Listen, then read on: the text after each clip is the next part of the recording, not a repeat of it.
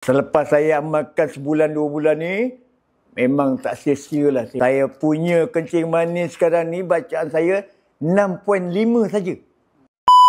Assalamualaikum warahmatullahi wabarakatuh. Nama saya Haris Syamil Hassan, berusia 62 tahun. Sebelum ni saya memang ada kencing manis lah. Saya rasa saya dekat 7-8 tahun saya dah ada kencing manis ni. Maknanya Cik Haris 7-8 tahun ni Cik Haris buat apa? Masa saya kena tu, saya pun terkejut jugalah. Jadi saya pergi ke doktor dan saya cek saya punya kencing manis tu, bacaan sehingga tak boleh baca. Sampai 40 lebih bacaan ni. Memang kata orang terlalu tinggi. Patutlah bila masa saya seorang kontraktor, masa saya buat kerja pun saya tak larat. Nak mengangkat hammer pun tak larat. Saya rasa ni, apa teruk sangat ni saya. Pasal apa saya ni jadi letih sangat badan saya ni. Sebab apa pun saya tak pernah jadi pun saya jadi macam ni. Ada. Mula-mula doktor tu memang dia bagi tahu saya, ini kena insulin ni dekat ni. Pasal dah terlalu tinggi. Tapi saya cakap dengan saya, sebenarnya saya takut injection doktor. Memang jarum ni saya takut. Boleh ada tak ubat yang boleh menurunkan dia punya kencing manis tu. Jadi doktor tu cakap, tak apalah pasal kamu takut kena injek, saya bagi ubat. Betul tak? Ada turun sikit tak macam gula? Alhamdulillah juga lah. Bila dia bagi ubat tu ada juga penurunan lah. Tapi tak turun tak drastis sangat lah.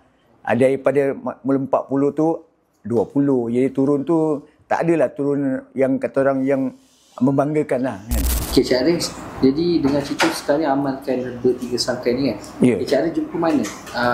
Macam siapa yang kenalkan bertiga serangkai ni? Okey, saya terjumpa obat 3 serangkai ni, saya tengok dekat Facebook lah. Jadi saya tengok dekat Facebook, lagi pula banyak yang komen-komen dalam tu menyatakan obat ni bagus. Jadi saya cubalah. Saya rasa kalau kita cuba ni pun tak rugi. Kan? Kalau kita tak cuba, kita tak tahu.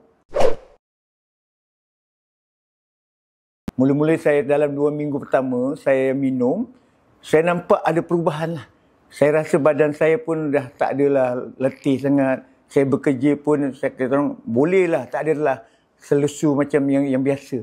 Kalau boleh, saya nak amalkan lah lagu obat 3 serangkai ni. Pasal baru saya gunakan 2 minggu dan nampak kesan dia.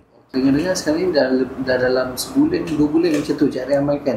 Sekarang rasa macam mana? Ya, itu dia. Selepas saya amalkan sebulan 2 bulan ni, memang tak sia-sia lah saya beli obat 3 serangkai ni. Nampak saya punya kencing manis sekarang ni, bacaan saya 6.5 saja. Jadi nampak dia punya kesan tu. 2 bulan saja saya gunakan. Badan kita pun rasa segar. Kita tak ada rasa mengantuk. Badan tak rasa lesu. Dan buat kerja pun rasa ringan. Ya, apa perasaan Cik Haris sekarang ni bila dah kencing manis dah normal, badan dah rasa segar, apa perasaan? Alhamdulillah lah. Perasaan saya bila saya rasa bersyukur lah. Kerana saya jumpa obat 3 serangkai ni. Jadi bila saya cuba, walaupun mula-mula saya tak yakin, tapi bila saya cuba obat ni, memang menampakkan dia punya hasil dia lah. Jadi tak sia-sia lah saya cuba obat ni.